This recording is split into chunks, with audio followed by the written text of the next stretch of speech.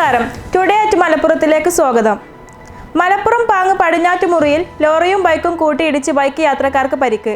ജുമാ മസ്ജിദിനടുത്തുള്ള വളവിൽ വെച്ചാണ് അപകടം ഉണ്ടായത്. വാർപ്പ് സാധനങ്ങളുമായി വരുന്ന മിനി ലോറിയും ഹീറോ ഹോണ്ട ബൈക്കുമാണ് കൂട്ടിയിടിച്ചത്. പരിക്കേറ്റവരെ സ്വകാര്യ ആശുപത്രിയിൽ പ്രവേശിപ്പിച്ചു. തിരൂരിൽ ഫേസ്ബുക്കിലൂടെ രാജ്യത്ത് 3 ആഴ്ച ലോക്ക്ഡൌൺ എന്ന വ്യാജ പ്രചരണം നടത്തിയയാൾ അറസ്റ്റിൽ. ചമ്രവട്ടം സ്വദേശി മുണ്ടുവളപ്പിൽ ഷറഫുദ്ദീനെയാണ് വ്യാജ പ്രചരണം നടത്തിയതിന് തിരൂർ പോലീസ് അറസ്റ്റ് ചെയ്തത്. 11 വയസ്സുകാരിയെ ലൈംഗികാതിക്രമത്തിന് ഇരയാക്കിയ യുവാവിന് 6 വർഷം കഠിന തടവും 27,000 രൂപ പിഴ അടക്കാനും ശിക്ഷ. പിഴ അടച്ചില്ലെങ്കിൽ 7 മാസം അധിക തടവിനും ശിക്ഷിച്ചു. വെങ്ങാട് അംബേദ്കർ കോളനിയിലെ കണിയാമുക്ക് പറമ്പ് വീട്ടിൽ മുഹമ്മദ് സുഹൈലിനെയാണ് പെരിന്തൽമണ്ണ ഫാസ്റ്റ് ട്രാക്ക് സ്പെഷ്യൽ കോടതി ജഡ്ജി എസ് സൂരജ് ശിക്ഷിച്ചത്. ക്രിമിനൽ കേസുകളിൽ പ്രതികളായ 4 പേരെ കാപ്പ ചുമത്തി നാടുകടത്തി. നിലമ്പൂർ പുള്ളിപ്പാടം സ്വദേശി ഷൗക്കത്ത് അലി, വേങ്ങര ചേറൂർ സ്വദേശി അബ്ദുൽ റഹൂഫ്, വളാഞ്ചേരി പുറമണ്ണൂർ സ്വദേശി സൈദലവി, എടക്കര കാക്കപ്പരത സ്വദേശി സുബിജിത്ത് എന്നിവരെയാണ് കാപ്പ ചുമത്തി നാടുകടത്തിയത്.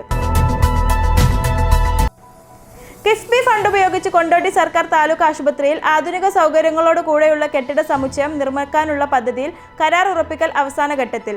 കിഫ്ബി ഫണ്ടിൽ നിന്ന് സർക്കാർ അനുവദിച്ച 44 കോടി രൂപയിൽ 36.19 കോടി രൂപ ചെലവിലാണ് കെട്ടിടവും അനുബന്ധ സൗകര്യങ്ങളും ഒരുക്കുന്നത്.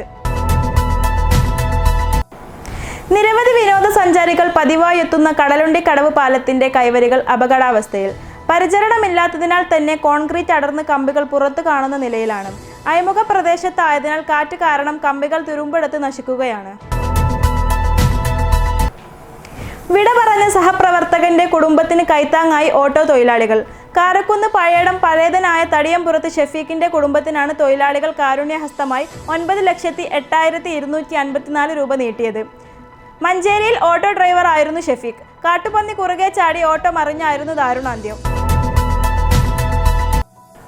നിലമ്പൂർ ടൗണിലെ നിർമ്മാണ പ്രവൃത്തി മൂലം മണിക്കൂറുകളാണ് വാഹനങ്ങൾ കുരുക്കിൽപ്പെടുന്നത്. വ്യാഴാഴ്ച രാവിലെ 7 തന്നെ ഗതാഗതക്കുരുക്ക് തുടങ്ങി.